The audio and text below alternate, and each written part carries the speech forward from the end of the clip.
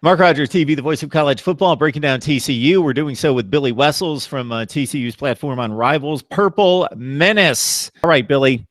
Man, I got names all over the place, and it got even more crowded, possibly for 2019. I don't know what the verdict is yet on one Matthew Baldwin coming home to Texas. Yeah, it's a jumbled mess. We don't know what's going to happen. You talk about Matthew Baldwin first, I guess, since he's the name that's just got mentioned. We don't know yet. You assume a quarterback with Ohio State involved probably becomes eligible right away. Justin Fields eligible right away. Tate Martell eligible right away.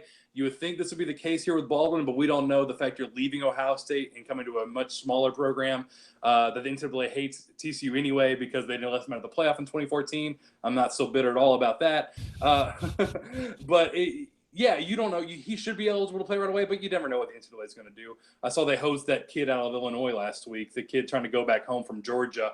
Yeah, I don't know. I don't think it's going to matter anyway because this year I think it's going to circle around two guys, Alex Delton and Justin Rogers. So Alex Delton is the grad transfer from Kansas State.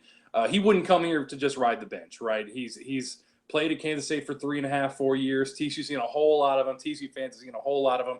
He wouldn't come here just to sit on the bench. So he's going to play in some capacity. Justin Rogers is the highly touted guy out of LSU that I'm a big fan of, that I like an awful lot. But can he be healthy? Is he healthy? Now, he played in the Cheez-It Bowl for whatever that's worth, 3 whole plays while Grayson Muhlstein was out. So he's got potential. He played well in the little modified spring game that TCU had. His first pass was a touchdown to Tay Barber, which is just what we need, what TCU fans need and want to see. But Justin Rogers and Alex Delton, that combo is going to be the two main guys, I think. And this team, everywhere else, is loaded. If Justin Rogers can take a big leap as a freshman, as a redshirt freshman, he can be – I'm just going to say Trevor Lawrence because he's the cream of the crop. But as a freshman that can come in and make an immediate impact, TCU can contend for the Big 12 title and maybe make a playoff spot. If he can't, or if they have to rely on Alex Delton, this is probably looking like an 8 or 9 win team because the quarterback makes that big of a difference in a conference where a lot of points are scored. So Delton is a guy we like what we saw a little bit in the spring. His arm is better than we ever saw when he was at Kansas State. He was a guy that, because of Kansas State's offense, they had a little more run heavy. You didn't see him throw the ball an awful lot, but he's very fast. So they can find a way to use Justin Rogers' arm and Alex Delton's legs. You got a great quarterback. Their powers combined can be impressive. But we don't know what we're going to have yet. Mike Collins didn't play in the spring. He was hurt. He played a lot last season. Max Duggan's the true freshman out of Iowa, the 4-star. Looked okay in the spring scrimmage that we got to watch. But I don't think he's ready yet. I don't think Gary Patterson wants to give the reins to a true freshman that's been on campus for 2 months the job. So I think it's going to be some combo of Delton and Rogers. If I had to bet all the money in the world on who gets the first snap, it's Alex Delton because he's a senior grad transfer, came here for a reason. But I think we see a lot more Justin Rogers this season than anyone else.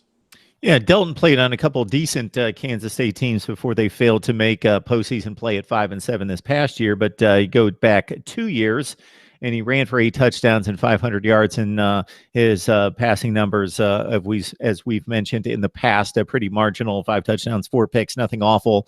High 50% completion percentage, near 60 for Alex Delton. So, Billy, you don't think that if Matthew Baldwin is eligible, that he factors into this quarterback race? I hear that the kid has elite passing skills.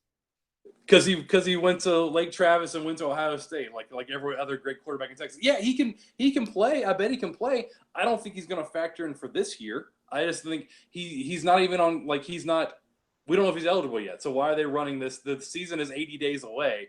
Do you think he's ready to come in and play right now? I think he can probably play. What I saw in his highlight film from high school was awfully impressive, but everyone in that offense looks awfully impressive.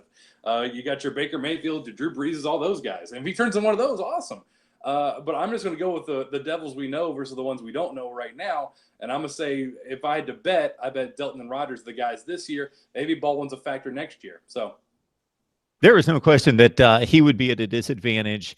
And there are better options in regards to if everything's equal in terms of a kid knowing and being acclimated to the playbook, the system, his teammates, everything else. Joe Burrow stepped on campus the first week of August at LSU last year and played a pretty good season, and then he finished in the top 10. So it can be done. But LSU's never had a good quarterback. Literally never's a long time, but yeah, I get your point. They're not quarterback reliant. Yeah, but they're an offense that doesn't really play. They don't play in the Big 12. That's just I'm going to say, like the SEC offense, you're going to score 6 points, you're going to win, and or whatever. In the Big 12, you need someone who can throw and make all the plays, and maybe Baldwin can do that. I just think the difference from playing against the SEC and the Big 12 is your quarterback play. That's why I think it's so important. If you put this TCU team in the SEC, this is going to sound sacrilegious, I know, but they are so loaded on defense and everywhere but at quarterback. I think they could be probably a 9-10 win team in the SEC also because their defense is so great this year. I would not argue that. Hot take.